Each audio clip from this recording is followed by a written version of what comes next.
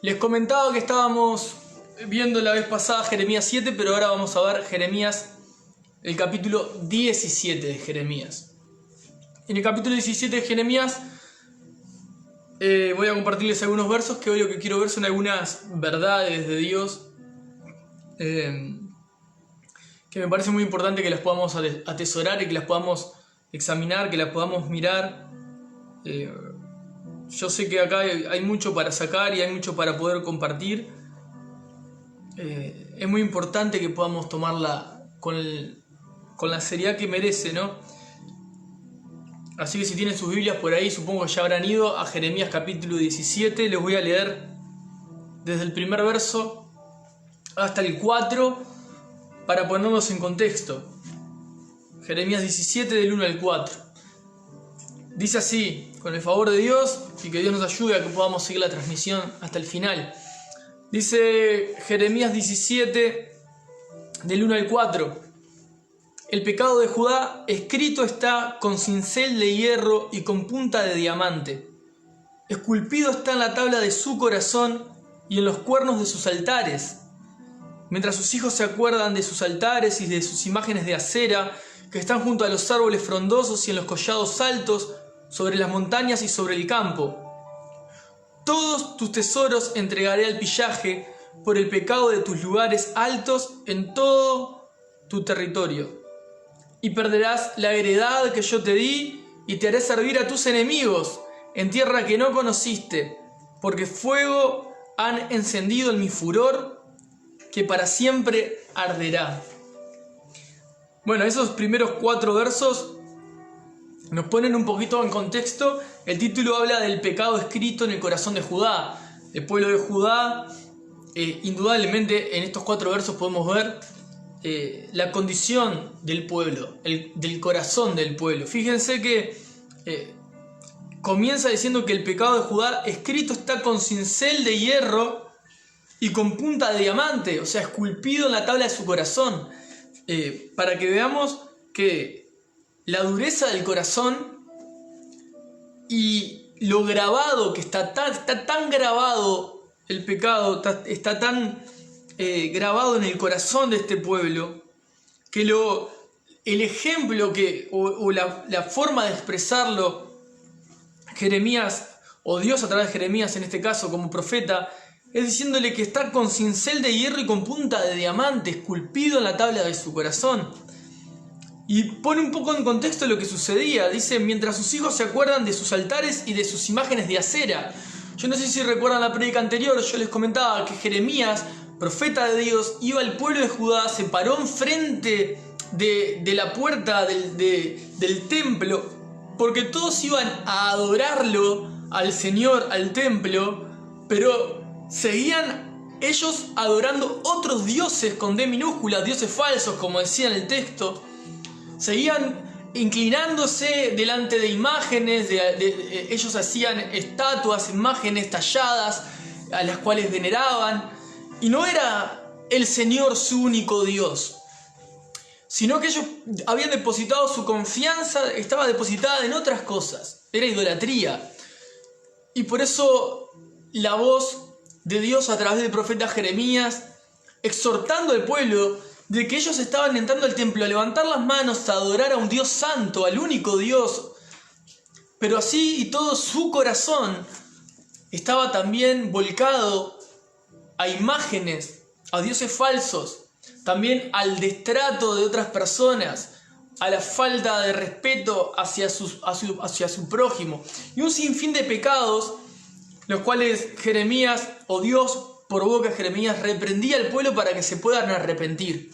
Bueno, Jeremías prácticamente trata de eso, trata de la reprensión, de la exhortación.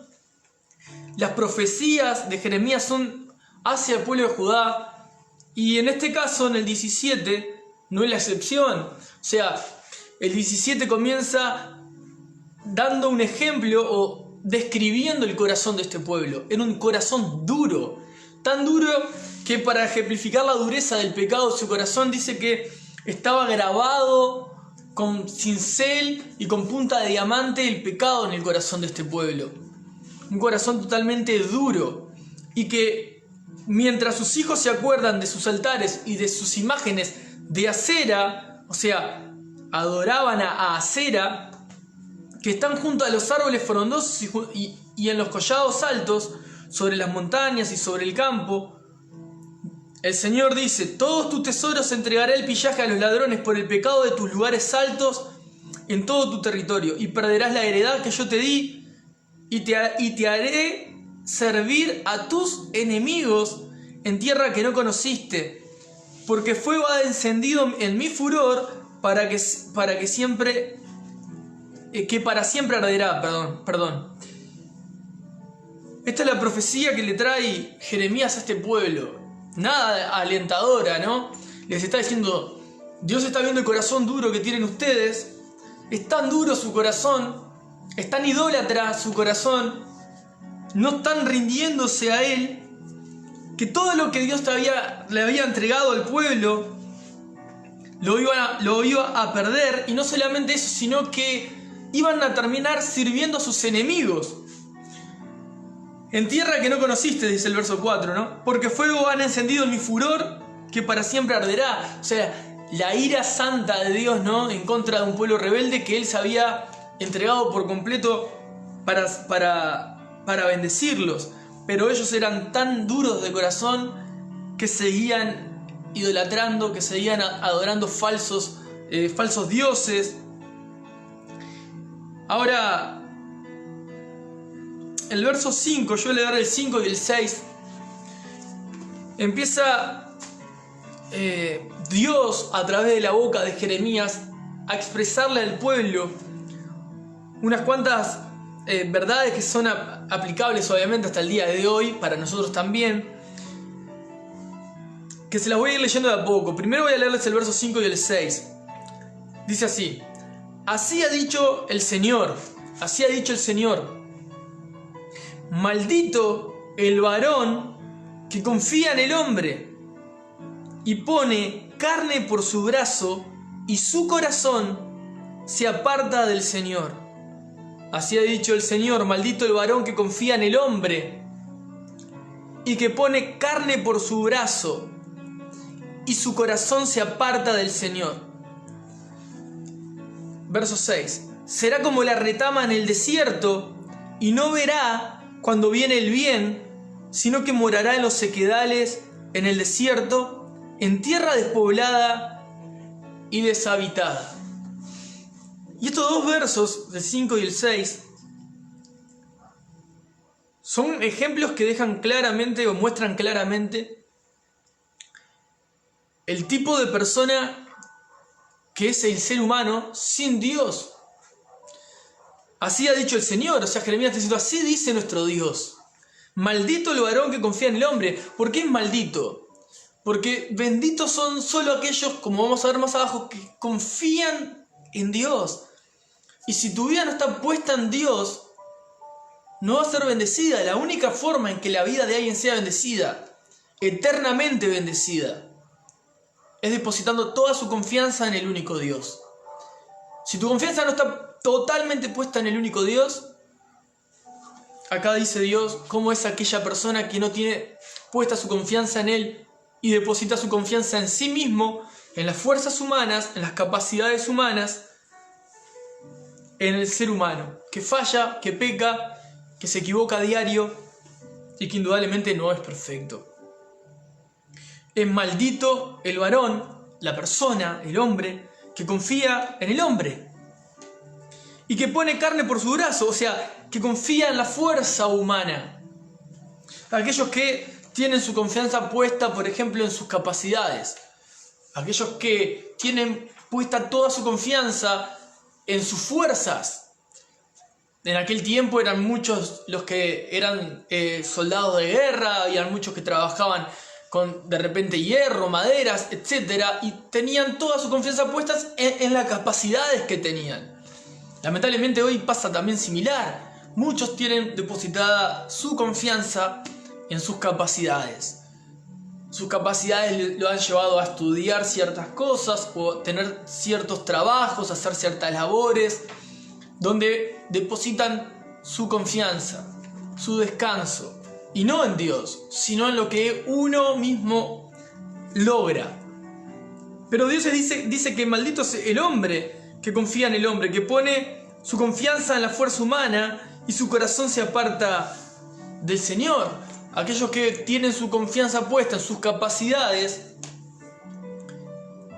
la Biblia lo define como orgullosos. Son personas que creen ser autosuficientes, no necesitan a Dios en sus vidas. Yo así estoy bien. Así como vivo me parece bien. Yo lo que tengo lo tuve y lo conseguí por mérito mío, por mi propio mérito. Yo no me gané nada, todo lo hice trabajando, a mí nadie me regaló nada. Pero fíjate cómo dice que aquel hombre que confía en sí mismo, confía en el hombre, en las personas y que pone su confianza en la fuerza humana, dice también el final, y su corazón se aparta del Señor. Ese hombre es maldito, está lejos de Dios. Aquel que ha depositado su confianza en sí mismo, aquel que tiene depositada su confianza en las fuerzas del hombre, en las capacidades del ser humano, y no en el único Dios, en el dador de la vida, es una persona maldita y termina apartada de Dios. O sea, no termina. En el momento que confía, pone por confianza, se pone en sí mismo como mayor confianza. Confío en mí, no confío en más nadie, confío en lo que veo, o confío en las personas, o confío en mis capacidades. Esa persona, Dios mismo a través del profeta Jeremías dice: maldito el hombre, o maldito el varón que confía en el hombre. Y fíjate cómo sigue. Dice: será como la retama en el desierto. Yo no sé si alguno está desde una PC en este momento y no desde un teléfono, porque tiene la posibilidad de buscar imágenes y de repente el que pueda y esté desde una computadora y pueda hacerlo, busque una foto de una retama en un lugar frondoso, en un lugar que hayan más arbustos. La foto de una retama en un lugar frondoso da unas flores hermosas. Pero acá dice que es maldito el hombre y va a ser como una retama en el desierto. Entonces, si pueden publicar en los comentarios, pongan una foto de una retama en un lugar frondoso, van a ver que tiene unas flores amarillas y demás.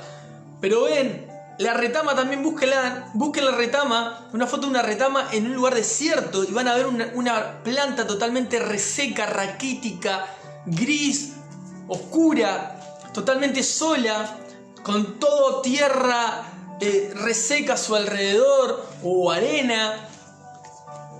Entonces esa persona que confía en sí misma, dice Dios que es como la retama en el desierto, y no verá cuando viene el bien. No tiene la capacidad de ver cuando viene el bien, sino que morará en los sequedales, en el desierto, en tierra despoblada y deshabitada. Fíjense en esas características. Una persona que confía en sí misma, o que confía en lo que ve o en sus propias capacidades, hablamos de una persona orgullosa, hace un paralelo como una persona, como una retama en el desierto, totalmente seca, raquítica.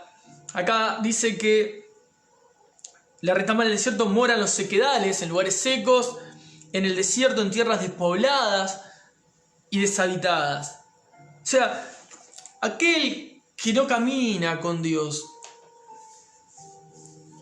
tiene estas características. No tiene esperanza, porque no tiene esperanza. Termina en lugares como la retama, despoblado y deshabitado, solo. Una persona que es orgullosa, tarde o temprano, la única persona que la va a acompañar es ella misma, porque el orgullo es tan venenoso que termina alejándose de todos. No puede ver, está totalmente cegado la persona que confía en sí misma, que no puede ver cuando viene el bien. La persona orgullosa generalmente no va a poder ver, no va a ver cuando viene el bien. Podría ponerles ejemplos, no sé, una persona orgullosa cuando alguien viene a hacerle útil o a bendecir su vida o ayudar, sea cristiano o no sea cristiano. En este caso era un pueblo que estaba de espaldas a Dios. Este pueblo venía el bien y no era capaz de recibirlo porque no veía que venía el bien. Quizá veía cualquier otra cosa, pero no veía que venía el bien a su vida. Oportunidades, si querés llamarle. Dios puede enviarte una cantidad de oportunidades, pero tu corazón está tan duro y es tan orgulloso que no ve oportunidades, no ve el bien. Eso es lo que le estaba pasando a este pueblo. Será como la retama en el desierto y no verá cuando viene el bien, sino que morará en los sequedales, en el desierto, en tierra despoblada y deshabitada. Entonces, una persona que tiene su confianza en sí misma y en las fuerzas del ser humano, es una persona que, y esto increíblemente, no está hablando de la cantidad de gente que la pueda estar rodeando, sino que está hablando de la condición del corazón. Un corazón que se siente totalmente solo. Totalmente solo. Aunque esté rodeado de personas, se siente solo. Termina sintiéndose así, porque prefiere guardar el orgullo. Puede tener mucha gente a su alrededor, pero estaba totalmente vacía la persona que confía en sí misma.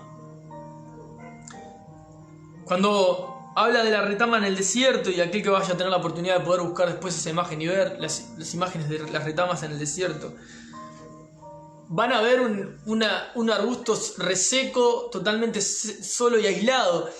Y esa es la condición del corazón del orgulloso. Seco, totalmente seco, un corazón seco, duro, solo, deshabitado, ciego. Fíjense lo que dice el verso 7 y el 8. Bendito el varón que confía en el Señor y cuya confianza es el Señor. Voy a leerles el 7 nada más, ahora después leo el 8. Pero fíjense en bendito el varón, la persona, el hombre, que confía en el Señor y cuya confianza es el Señor. Porque ¿qué pasa? El pueblo decía, como les leía en la prédica anterior en el capítulo 7, el pueblo decía, nosotros venimos a adorar al Señor, al Dios Todopoderoso. Sí, pero siguen adorando otros dioses, siguen corriendo detrás de otros dioses, siguen haciendo culto a imágenes que ustedes mismos levantan y crean, que no escuchan, que no hablan, que no oyen, y no se han entregado por completo al Dios Todopoderoso. Entonces, el Señor mismo a través de Jeremías dice, bendito el varón que confía en el Señor y cuya confianza es el Señor. Porque ellos decían, sí, confiamos en Dios, pero también confiamos en ellos.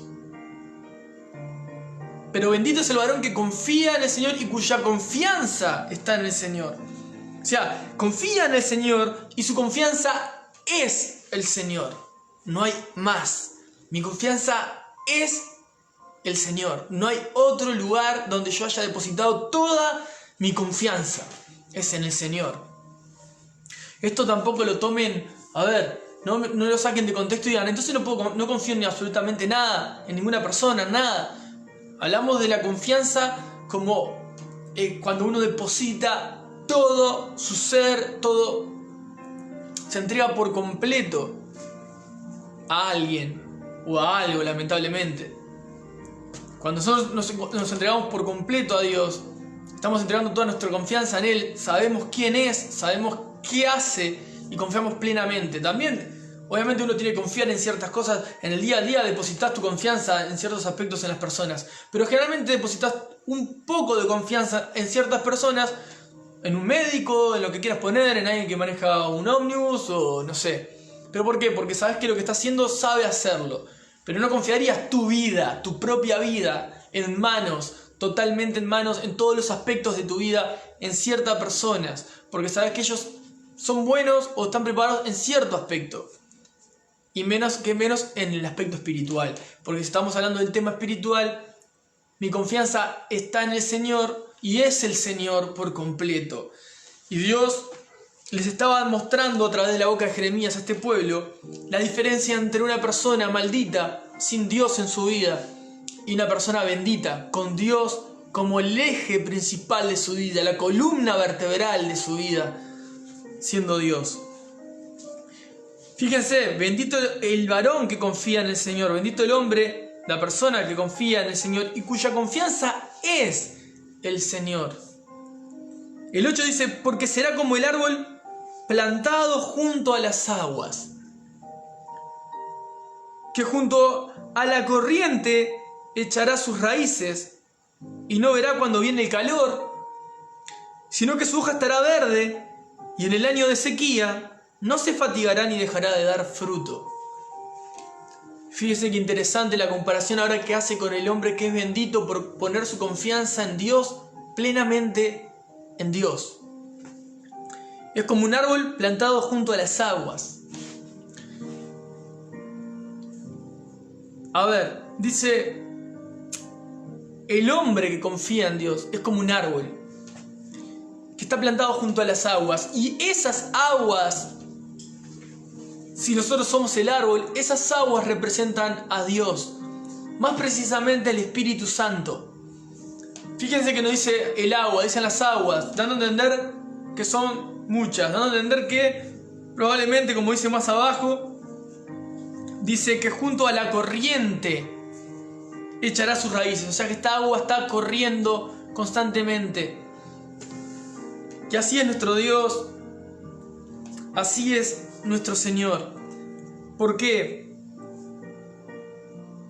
Porque Dios, así como estas aguas con corriente, si nosotros miramos un río, miramos el agua correr constantemente, vos estás viendo siempre un mismo punto, vas a ver agua, pero ya no es la misma agua que estás viendo hace 2 segundos atrás, porque donde pusiste la mirada esa agua siguió corriendo. Ahora, como está fluyendo todo el tiempo, vos ves como si fuese la misma, pero no es la misma, está en constante movimiento.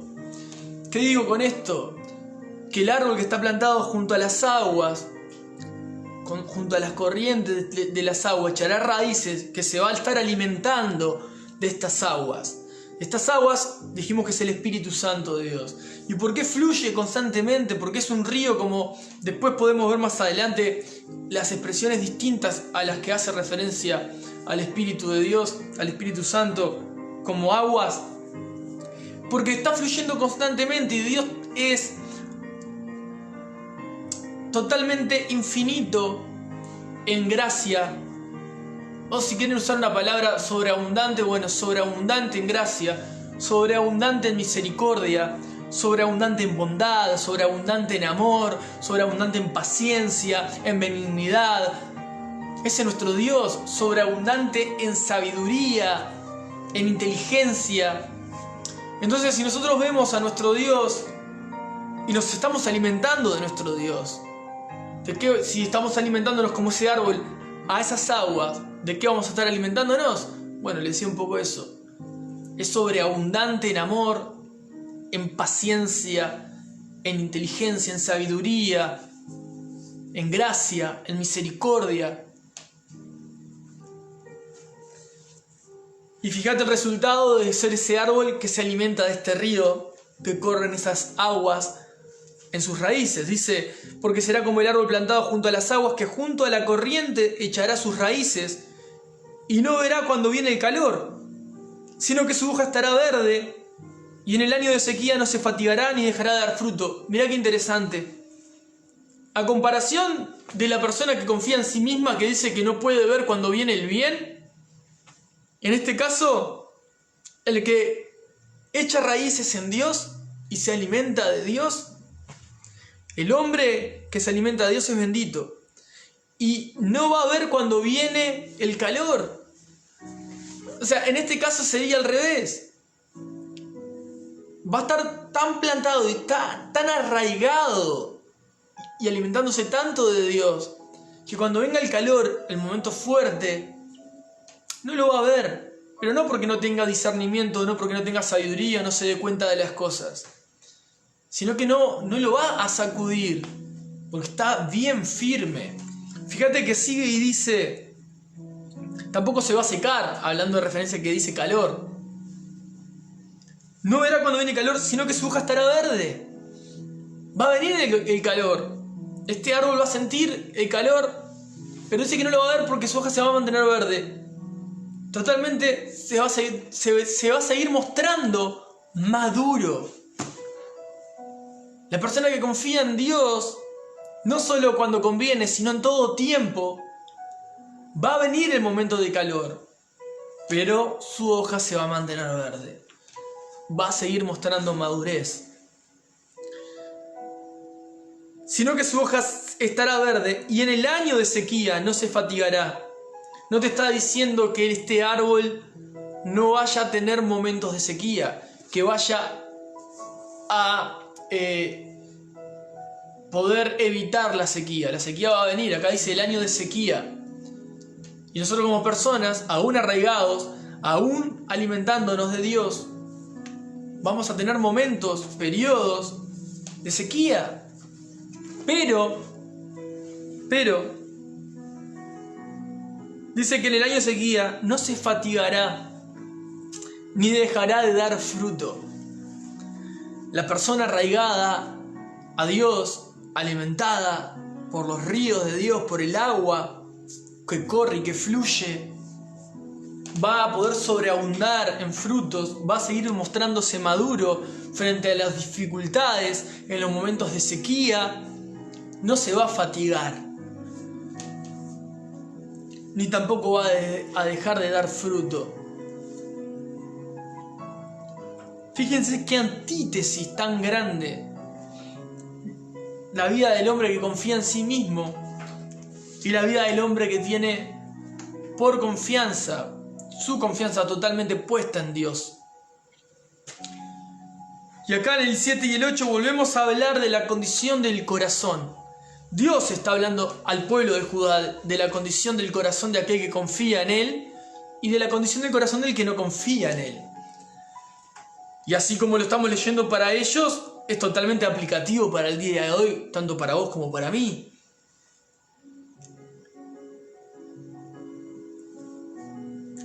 No te está negando que no van a venir tiempos malos.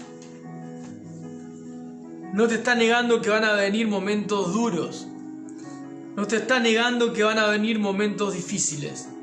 Te está diciendo que si te mantenés arraigado y alimentándote de nuestro Dios, vas a poder pasarlos. Vas a poder superarlos. Vas a poder resistirlos. Vas a poder seguir adelante. Y eso es una promesa. En el año de sequía no se fatigará ni dejará de dar fruto.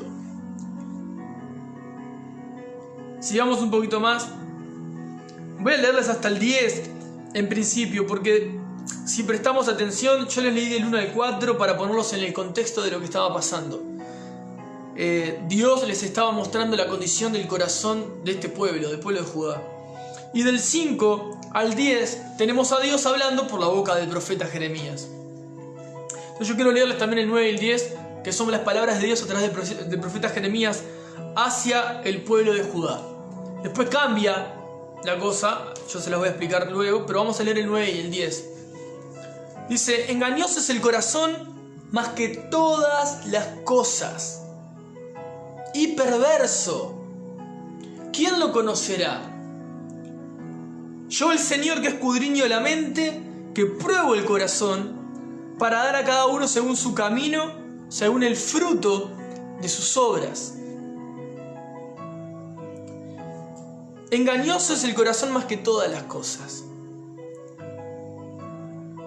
Dios les está dejando en claro que el hombre que se maneja por lo que siente en el momento, por lo que deja de sentir en el momento, va a vivir engañado, porque el corazón es engañoso más que todas las cosas y perverso.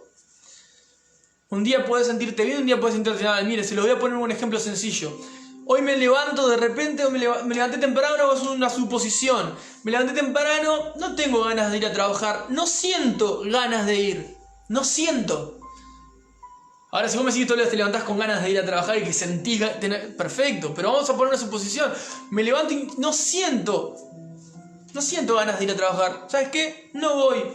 Ahora, si yo me manejo por mis sentimientos, estoy frito.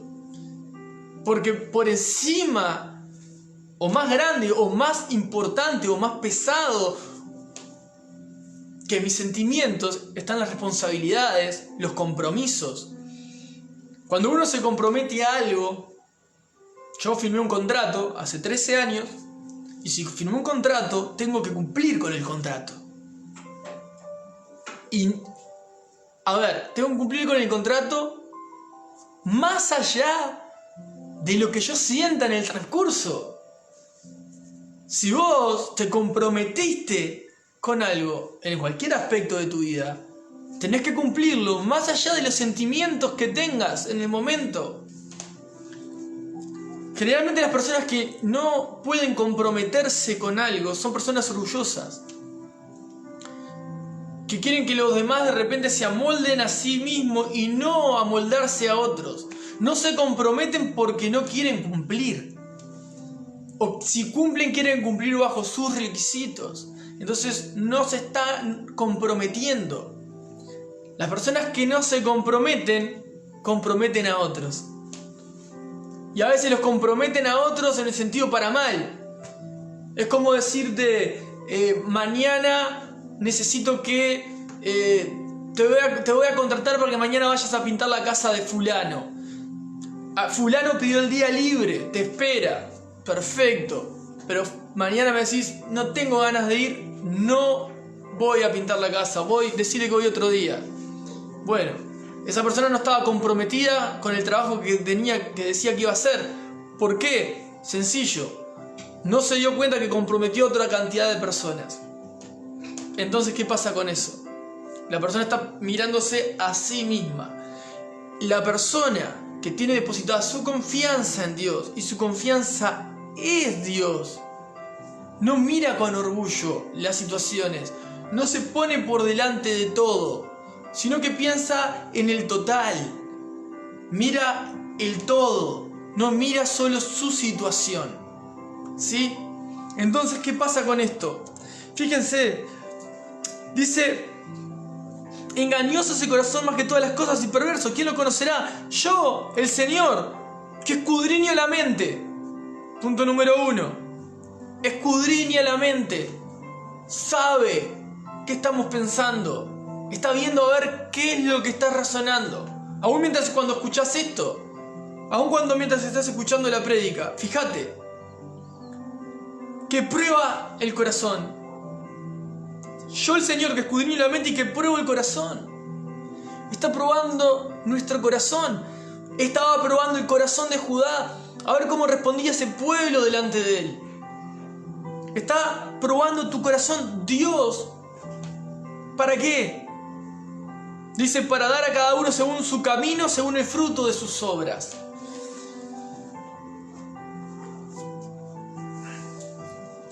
Entonces, si vemos a las personas que confían en sí mismas, los orgullosos, el que confía en sus capacidades, en sus fuerzas, en lo que piensa la persona y no su confianza está totalmente expuesta en Dios, vamos a ver una persona que con frecuencia va a ser movida por sus sentimientos, por su corazón, por su estado de ánimo.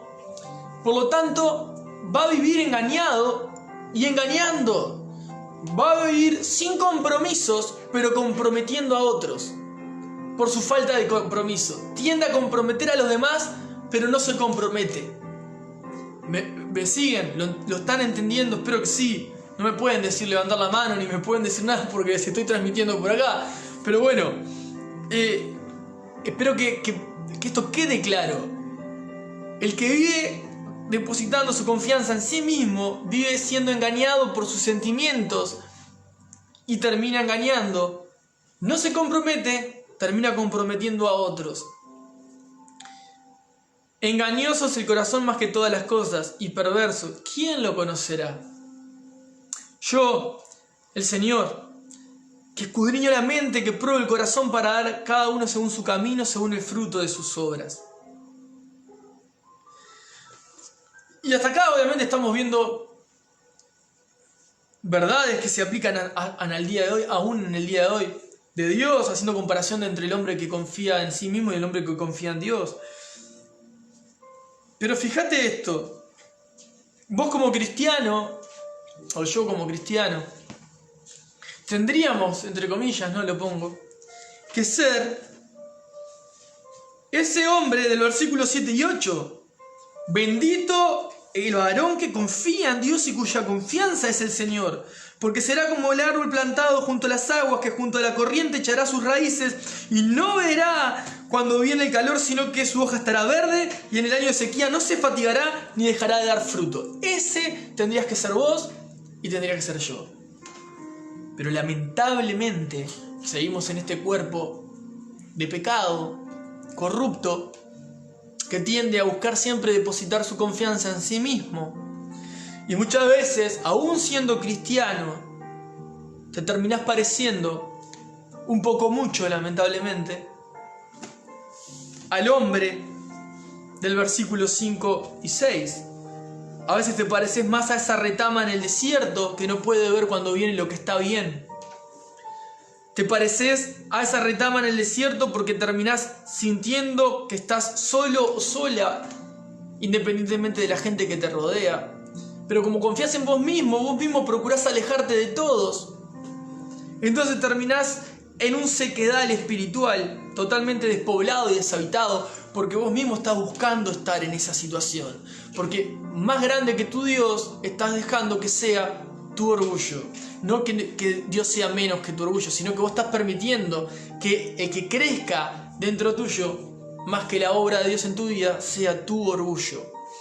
Y terminás siendo una persona sola, sin lograr constancia en relaciones, sin poder comprometerte, sin poder salir adelante, espiritualmente seca, una persona agrietada, una persona que se encuentra por dentro como si estuviese deshabitada, despoblada, seca, como decía recién, como una retama en el desierto.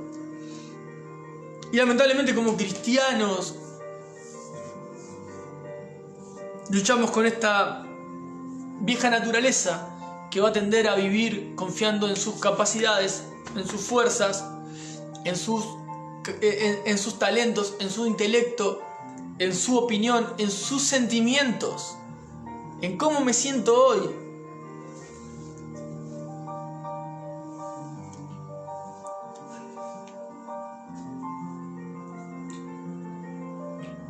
Yo hasta acá estamos leyendo, lo último que leí fue el versículo 9 y 10, ¿no? Engañoso es el corazón más que todas las cosas y perverso, ¿quién lo conocerá? Y vos podés decir, sí, yo conozco mi corazón. No, no lo conoces del todo. Si lo conocieras no te dejarías engañar por él. Si te conocieras realmente no te dejarías engañar por tu corazón. Y nosotros tenemos que abandonar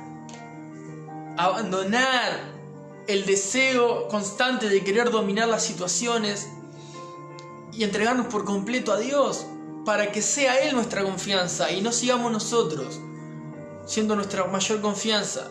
No sea nuestro estado de ánimo, nuestros sentimientos, las ganas que pueda tener o no pueda tener hoy, no pueden condicionar mi compromiso mayor, que es con Dios.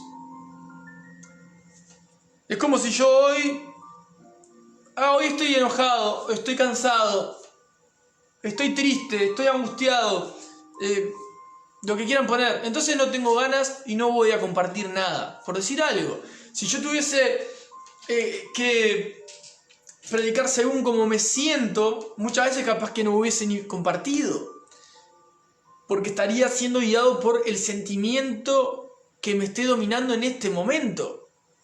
Por eso, como hijos de Dios, sabemos que frente al compromiso de servir a Dios, tenemos que ir a sus pies, entregarnos a Él, pedir que Él se lleve nuestras cargas, que Él coloque de Él en nosotros dejarle todo lo nuestro a Él, para que Él domine nuestra vida, para que Él sea exaltado, para que Él sea visto, para que Él sea glorificado, para que Él sea honrado. Y no compartir según como yo me siento. Hoy estoy enojado, quiero hablarles mal a todos. Hoy estoy ofendido, quiero hablarles mal a todos. Hoy estoy angustiado, quiero que todos lloren conmigo. Hoy estoy alegre, quiero que todos se rían conmigo. Eso es una persona que vive según sus emociones y no está siendo guiado por el Espíritu de Dios, sino según sus sentimientos. Cómo está, es cómo funciona. El cristiano no vive, lucha para no vivir según cómo se sienta, sino vive acorde a la voluntad de Dios. Procura agradar a Dios. Con esto no estoy diciendo el cristiano no puede estar nunca triste, no puede estar nunca angustiado, nunca puede estar enojado. No te estoy diciendo eso. Te estoy diciendo que el cristiano no va a asumir compromisos que después no cumple, o no va a comprometerse con cosas si está en esa condición, sino antes ir a los pies de Dios, entregarle todo eso, volverse a parar y responder con fidelidad a su llamado. Y yo no sé cuántos de ustedes que hoy me están viendo y mañana lo vayan a poder ver, están manteniendo constante y perseverante su llamado en Dios. O cuántos ya dejaron la mochila y la tiraron, o cuántos ya están siendo dominados según cómo se sienten. Y una vez más Dios te vuelve a mostrar la condición del corazón para que te examines, para que pienses si estás obrando o estás respondiendo o no respondiendo de manera fiel. Hay posturas, hay formas de pararnos delante de Dios que no son las adecuadas, que no son dignas de un Dios santo, que no son las correspondientes a hijos de Dios, que no denotan ni demuestran la santidad de un hijo de Dios, de alguien que fue rescatado en la cruz por la sangre de Cristo. Y hasta acá, del 5 al 10, fue Dios mismo hablando por boca de Jeremías hacia el pueblo de Judá. Pero ahora del 11 al 18, que lo voy a tratar de leer,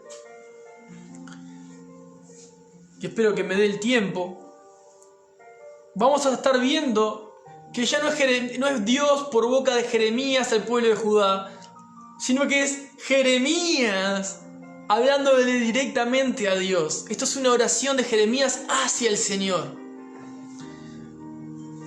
Voy a leerles. Dice así, verso 11. Como la perdiz que cubre lo que no puso, es el que injustamente amontona riquezas, en la mitad de sus días las dejará, y en su postremería, o sea, en su vejez, será insensato, será tonto, dice otra versión. Como la perdiz que cubre lo que no puso, es el que injustamente amontona riquezas. ¿Qué está dando a entender? Aquel que vive una vida injusta, aquel que acapara y que quiere estar y busca estar y conseguir y tener y alcanzar, pero de manera injusta. Así como lo tiene por un tiempo, es como la perdiz, porque le va a durar un tiempo y después no va a tener nada. Es un buen ejemplo que obviamente podríamos hacer un paralelo de esto con el hombre insensato que no edifica su casa sobre la roca, que un poco de eso también les hablaba en la prédica anterior. Aquel que vive de manera injusta, insensata, amontona riquezas y en la mitad de sus días las dejará y en su postremería será insensato. Esto es lo que oraba Jeremías. Fíjense cómo sigue. Trono de gloria, excelso desde el principio, es el lugar de nuestro santuario. Trono de gloria, excelso desde el principio, es el lugar de nuestro santuario.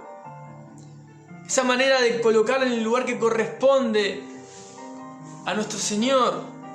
El reconocimiento. El 13. Oh Señor, esperanza de Israel, todos los que te dejan serán avergonzados, y los que se apartan de mí serán escritos en el polvo, porque dejaron al Señor, manantial de aguas vivas. Ahí Jeremías orando a nuestro Dios, reconociéndolo a nuestro Señor como un manantial de aguas vivas. ¿Qué está diciendo? La fuente de sabiduría, la fuente de vida, la fuente de perdón, la vida eterna. Está en nuestro Señor. Así como Dios hablaba por boca de Jeremías cuando lo leíamos en el verso 8, que dice: junto a la corriente echará sus raíces, junto a las aguas que junto a la corriente echará sus raíces. Esas aguas, Jeremías en esta oración a Dios, dejan claro que hace referencia a esas aguas, a nuestro Señor. Nosotros el árbol, las aguas en nuestro Dios. Y acá fíjense el clamor de Jeremías a Dios, ¿no? Dice, todos los que te dejan serán avergonzados. Y yo en eso quiero detenerme porque los que tienen más tiempo habrán entendido que encontrarse con estos casos, o si no lo habrán vivido en algún momento quizás. Pero aquellos que se alejan de nuestro Dios, habiendo conocido a nuestro Dios, todos los que se alejan de nuestro Dios, terminan avergonzados. Terminan con vidas a las cuales buscan esconderse, no se encuentran con libertad de expresarse ni de mostrarse. No se sienten ya, entre comillas, ¿no? Antes, sin Dios, vivían orgullosos. En Cristo buscábamos morir al orgullo, pero te volviste a apartar, pero ni siquiera pueden mostrar el orgullo que mostraban antes de conocer a Dios. No viven vidas orgullosas, sino cabizbajas, escondidas, en las sombras, porque fueron avergonzados por su pecado. Su pecado los arrastró, su pecado, su propio sentir, sus propias decisiones los arrastró, su propio sentir, su corazón engañoso, más que todas las cosas, perverso, los arrastró a un punto que su mismo corazón los ha dejado avergonzados. Sus mismas acciones, sus mismas decisiones los han dejado avergonzados.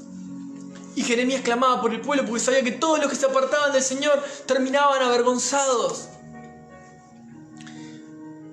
Y los que se apartan de mí serán escritos en el polvo, dice Jeremías, diciendo, de una manera van a morir todos. Porque dejaron al Señor, manantial de aguas vivas. Se dejaron de alimentar. Es como, a veces parece que el cristiano es como este árbol que está plantado junto a las aguas, pero como echó raíces, ¿viste? Está arraigado. Dice, estoy fuerte, estoy verde, tengo fruto. Me voy a desarraigar y me voy a ir caminando porque ya tengo la fuerza necesaria para salir. Entonces abandona, ¿no? El río, abandona de estar pegado al río y sale, ¿no? El árbol, vamos a suponer, con sus raíces bien frondoso, verde, con fruto, pero camina un trecho y se comienza a secar. Y se da cuenta que queda solo y que se empieza a apagar. ¿Por qué? Porque no está hecho para desarraigarse e irse, sino que cuando Cristo nos llamó y nos salvó, nos puso en Él, estamos arraigados en Él y vivimos y somos alimentados, somos como la vid y los pámpanos, y el Señor es el que alimenta nuestra vida, el Espíritu Santo es el que alimenta nuestro espíritu, y fuera de Él no podemos ser nada, ni ser ni hacer nada. Pero lamentablemente el cristiano muchas veces por verse frondoso, verde, ¿no? Maduro, con fruto, cree que puede desarraigarse y salir para donde sienta, pero termina volviendo tarde o temprano, lamentablemente seco, similar a la retama en el desierto. Fíjense en este clamor, a mí me gustó mucho la expresión de Jeremías en el 14. Sáname, oh Señor, y seré sano. Sálvame y seré salvo, porque tú eres mi alabanza. Él no está diciendo las imágenes de acera son mi alabanza. No, Jeremías sabía muy bien quién era su Dios y sabía que solo en Él estaba la sanidad, la salvación de su alma, y su alabanza solamente para nuestro Dios. El 15. He aquí ellos me dicen, ¿dónde está la palabra del Señor? Que se cumpla ahora. Fíjense la incredulidad, la dureza de este corazón del pueblo de Judá, que Jeremías está hablando. Dios a través de la boca de Jeremías profetizaba al pueblo lo que les iba a pasar. Les estaba mostrando los dos tipos de corazón. Les estaba diciendo que lamentablemente por seguir idolatrando y queriendo seguir falsos dioses, aún diciendo que seguían a Dios, iban a terminar avergonzados y muertos. Y tenían la osadía de pararse delante del profeta y decirle, a ver cuándo se cumple lo que está diciendo, porque yo no veo que se cumpla nada de lo que está diciendo. ¿Dónde está lo que estás diciendo? ¿Por qué no pasa? Indudablemente estaban cegados, incredulidad, no veían venir el bien, porque si Dios llevó al profeta Jeremías a profetizarles Eso era el bien. Que Dios les estaba avisando que cambien su conducta, como te está avisando a vos una vez más hoy, para que sigas reviendo tu corazón y puedas exponerte delante de Dios para que puedas cambiar tu conducta. Para que puedas cambiar tu conducta. Y si estás en este proceso, Dios lo va a seguir haciendo. La incredulidad, ¿no? Sus pecados no le permitían ver la obra de Dios. Voy a leerles el 16. Mas yo no he ido en pos de ti para miren esto. Mas yo no he ido en pos de ti para incitarte a su castigo, ni deseé día de calamidad. Tú lo sabes. Lo que de mi boca ha salido fue en tu presencia. Oh. La sinceridad de Jeremías. Yo no me puse a hablarte a vos, Dios, diciéndote destruílos, desaparecelos, no los puedo ni ver más, no los soporto, no los quiero ver. No, fíjate la sinceridad de Jeremías. Yo no he ido en pos de ti para incitarte a su castigo. Yo no pedí que los castigaras, Señor, con enojo, con malos sentimientos, con malas intenciones. Ni decí día de calamidad. Tú lo sabes. Lo que de mi boca ha salido fue en tu presencia. Y yo te hago esta pregunta porque me la hice las veces que lo leí, me las hice todas las veces. Lo que de tu boca sale estando en su presencia. ¿Qué quiere decir esto? Lo que vos hablás sale de tu boca teniendo claro que estás hablando siempre en presencia de tu Dios, que Dios está presente ahí delante tuyo escuchándote. ¿Sos consciente de las cosas que estás diciendo? A veces barbaridades, a veces cosas acertadas, pero sos consciente de que cuando Dios nos llama a sus filas como hijos suyos, representantes de Dios en la tierra, cuando vamos a cualquier lugar o a cualquier lado, estamos hablando y hablamos en su presencia. Venimos en representación de Cristo, aun si no estamos hablando de la Biblia o de Dios o del Evangelio o de Cristo, de lo que quieras decir teológicamente hablando. Aún en conversaciones que no giren en torno a nuestro Señor, estás hablando en su presencia. Te estás dirigiendo a los otros, pero como si Dios estuviese enfrente tuyo mirándote y escuchándote. Visiblemente, ¿no? Porque sí está frente a vos, escuchándote y mirándote. Ahora, podés decir como el profeta, podés orar a Dios y decirle: Señor, yo lo que estoy hablando, lo que les hablo, lo que ha salido de mi boca fue en tu presencia. Has logrado encontrar también esos tiempos, como Jeremías ahí en ese momento orando a nuestro Dios, derramándose delante de Él, buscando estar en su presencia y a la vez reconociendo que también estaba en su presencia cuando hablaba a los demás. Porque el Evangelio no es solamente de acá, hermanos, no es solamente de la mente. Transforma la mente, transforma el corazón, transforma las acciones. Es una relación con un Dios vivo que se manifiesta en la vida del creyente, que nosotros podemos ver y sentir como nuestra vida está siendo transformada por estos ríos de agua viva, que es el Espíritu de Dios. Que no estoy hablando que está recorriendo, sino que está impartiendo constantemente de su gracia, de su amor, de su bondad, de su paciencia, de su perdón, una, otra y otra vez en nuestra vida. Tenemos todo a disposición para poder deleitarnos en Él y poder dar a otros de lo que de Él recibimos. ¿Estás entendiendo de qué trata el Evangelio? No trata de conocimiento, no trata de aparentar, trata de que somos personas que sabemos que somos pecadores, que necesitamos al único Salvador, a nuestro Señor Jesucristo, para transformar nuestra vida a su imagen, para agradar a nuestro Dios. Y por ese caminito angosto vamos, y vamos. Somos los conservadores, los que mantenemos valores, los que queremos pararnos en contra de un sistema corrupto, los que no vamos a poner en juego nuestro entendimiento, los valores que manejamos, nuestra identidad. Nos van a llamar radicales, conservadores o retrógradas o como quieras llamarle. Pero nosotros nos mantenemos firmes y constantes en las verdades de un Dios que transforma y ha transformado millones y millones de personas a lo largo de toda la historia de la humanidad, por su pura gracia y por su puro amor, y que por su gracia te ha llamado a sus filas.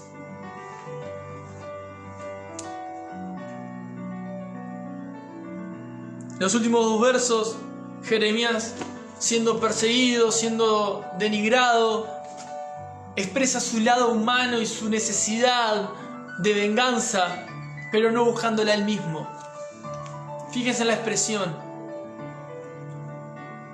no me seas tú por espanto, pues mi refugio eres tú en el día malo, Señor.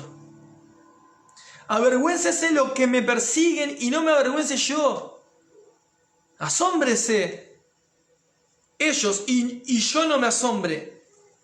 Trae sobre ellos día malo y quebrántalos con doble quebrantamiento. Y uno escucha eso y dice: wow, pero no era que él no hablaba mal de ellos en presencia de Dios.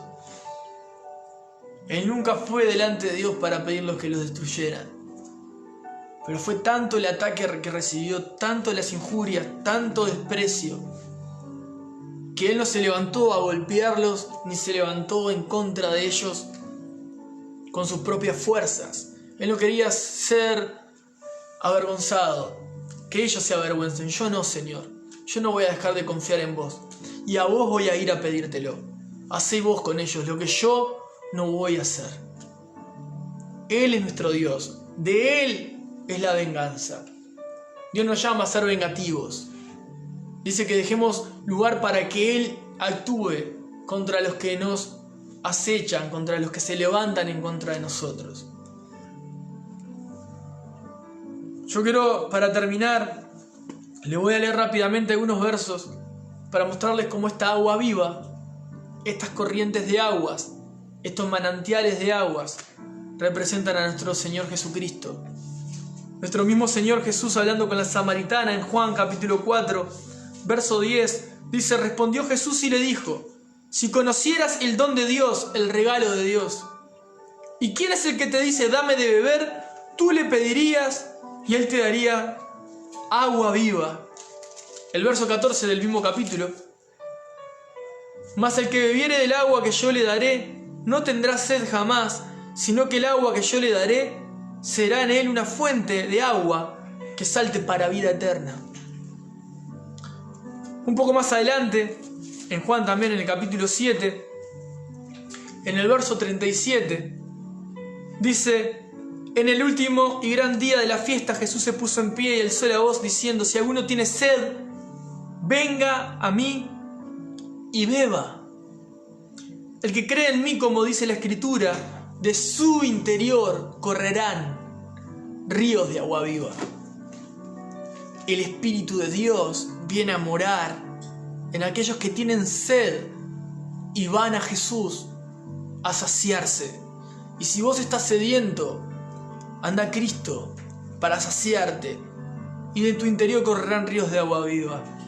El Espíritu Santo va a empezar a fluir dentro tuyo y va a empezar a cambiar, a limpiar, a purificar y a ordenar lo que no está bien dentro de vos. Y esa es la obra sobrenatural de Dios que vas a poder experimentar, y vas a poder ver cómo tu corazón está cambiando cada vez que sometes tu vida a la voluntad de Dios y vas dejando los ídolos atrás, vas muriendo a tu yo y a tu orgullo. Te puedo asegurar que esto no es algo ficticio. Nuestro Señor transforma las vidas y la experiencia con nuestro Dios es totalmente real, y es una responsabilidad tuya personal, como mía personal, de buscar tener esta relación íntima con un Dios y con el Dios verdadero, con el Dios vivo. Y para terminar les voy a leer 1 Corintios 10, versos 3 y 4. Dice: y todos bebieron, hablando de el pueblo del Antiguo Testamento, ¿no? Y todos bebieron de la misma bebida espiritual. Todos bebieron la misma bebida espiritual, porque bebían de la roca espiritual que los seguía, y la roca era Cristo. Cristo. Leo el 3 que no lo leí. Y todos comieron el mismo alimento espiritual y todos bebieron la misma bebida espiritual, porque bebían de la roca espiritual que los seguía, y la roca era Cristo. Nuestro Señor sació al pueblo de Israel en el desierto. Nuestro Señor sació la sed de la mujer samaritana. Nuestro Señor en el gran día de la fiesta se paró y se presentó para que todo aquel que en Él creyera, de su interior iban a correr ríos de agua viva, no tendrían sed jamás. Nuestro Señor hoy otra vez, una vez más, se pone delante de nosotros a compartirnos su palabra, para decirnos a mí y a vos que Él está ahí, que Él está ahí para nosotros, que Él puede venir a nuestras vidas una, otra y otra vez, que sus ríos, su agua, está ahí constantemente, en constante movimiento, todo el tiempo está fluyendo. ¿Para qué? Para que sobreabunde en nosotros. Si estás ahí arraigado, arraigate al lado de Él, en Él, y comé, absorbé, bebé de Él, de su sabiduría, de su amor, de su gracia, de su paciencia, de su bondad, de su benignidad. Otra vez Dios nos está llamando a que podamos ver al pueblo, en este caso al pueblo de Judá, ver cómo los estaba tratando Dios. Fíjense el bien que estaba haciéndoles Dios a ellos, a llevarle un profeta para avisarles de antemano que si seguían mal iban a terminar peor. Y si hoy estás siguiendo mal y no reaccionás con su palabra, vas a terminar peor. Dios no quiere que termines peor. Dios no quiere que termines peor. Que el Señor te pueda encontrar siendo ese hombre, esa persona, esa mujer bendita, bendito, como el árbol plantado junto a las aguas. Ese es mi deseo como pastor, como hermano, que puedas arraigarte al Señor en este tiempo. Y si fuiste como la retama en el desierto, y puedas ser como el árbol junto a las orillas de este río. Entregá tu vida una vez más, una y otra vez a nuestro Señor.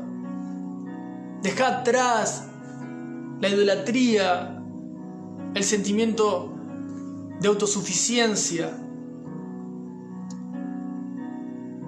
Pedile a Dios que te dé la capacidad de que el compromiso que haces con Él pueda ser visible en todas las áreas de tu vida, y que vos puedas no tener miedo al compromiso, porque poder comprometerte va a reflejar también el carácter de tu Dios.